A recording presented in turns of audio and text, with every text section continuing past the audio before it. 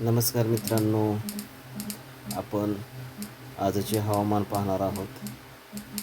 तर आज जो काल आपण अंदाज वर्तविलेला होता की मालदीवच्या महासागरामध्ये जे कमी दाबाचं क्षेत्र तयार झालेलं होतं, ते कमी दाबाचं क्षेत्र आपण बघू शकता की तर हा प्रवास केरळ, कर्नाटक ह्या मार्गे महाराष्ट्राच्या दिशेने येत आहे आणि पुढील काही दिवसांमध्ये आपण हे जे वातावरण सतत बदलत आहे त्याच्यावर आपण आपल्या व्हिडिओच्या माध्यमातून आपल्याला माहिती देण्याचा प्रयत्न करणार आहोत.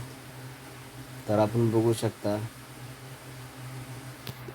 हे जे चक्रीवादळाचं कमी दाबाचं क्षेत्र आहे ते क्षेत्र केरळच्या दिशेने कर्नाटकच्या समुद्र किनाऱ्यालगत काही भाग व्यापून हे महाराष्ट्र दिशेने येऊ शकतं आणि महाराष्ट्रामध्ये सुद्धा मुसळधार ते अतिमुसळधार पाऊस हा पडू शकतो. तर आपण बघू शकता की कर्नाटक आणि केरळच्या काही शहरांमध्ये सध्या विजांच्या कडकडाटासह रिमझिम स्वरूपाचा, तर काही ठिकाणी जे समुद्रालगतील जे काही शहरं आहेत त्या भागामध्ये वादळी वाऱ्याचा सामना हा करावा लागत आहे. तर आपण बघू शकता, जो मंगळुरूचा भाग आहे, जे शहर आहे, आणि बेलगावीचा जो भाग आहे, या भागामध्ये वादळी वाऱ्यासह काही ठिकाणी विजांच्या कडकडाटासह मुसळधार पाऊस हा तेथे होत आहे. आणि सोलापूरच्या पण काही भागांमध्ये वादळी वाऱ्यासह काही ठिकाणी मुसळधार पाऊस हा तेथे चालू आहे. तर आपण सातारा, कोल्हापूर, सोलापूरचा जो काही भाग आहे त्या भागामध्ये काही ठिकाणी वादळी वाऱ्यासह रिमझिम स्वरूपाचा, तर काही ठिकाणी मुसळधार स्वरूपाचा पाऊस हा पडला आहे. तर बीड, काही अकोल्यालगतील काही भाग, काही रायपूर काही भाग ह्याच्यामध्ये येऊ शकतो.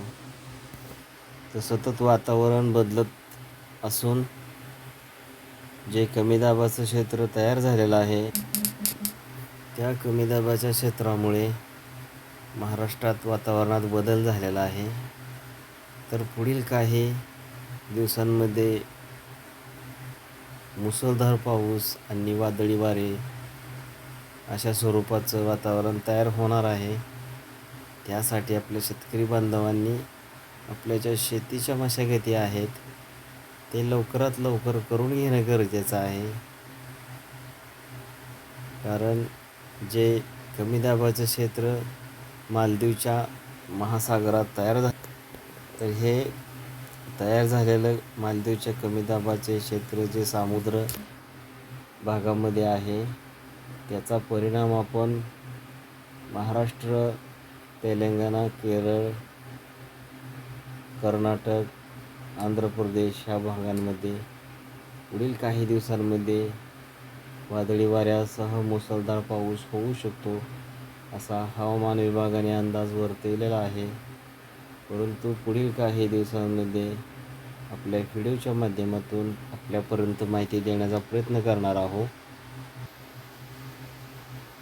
कारण मालदीवच्या समुद्र भागामध्ये आणि बंगालच्या व मालदीवच्या समुद्र किनाऱ्यात जे कमी दाबाचे वारंवार क्षेत्र निर्माण होत आहे आणि त्याचाच परिणाम आपण पुढील काही दिवसांमध्ये आपल्याला पाहायला मिळणार आहे. तरी आपल्या शेतकरी बांधवांना विनंती आहे की आपलं चॅनल सबस्क्राईब करावं आणि बेल आयकॉनची घंटी प्रेस करावी, जेणेकरून आपणाला सर्वप्रथम हवामान विभागाच्या ज्या काही माहिती असेल ती माहिती आपल्यापर्यंत पोहोचेल. तर धन्यवाद मित्रांनो. आपला दिवस शुभ असो.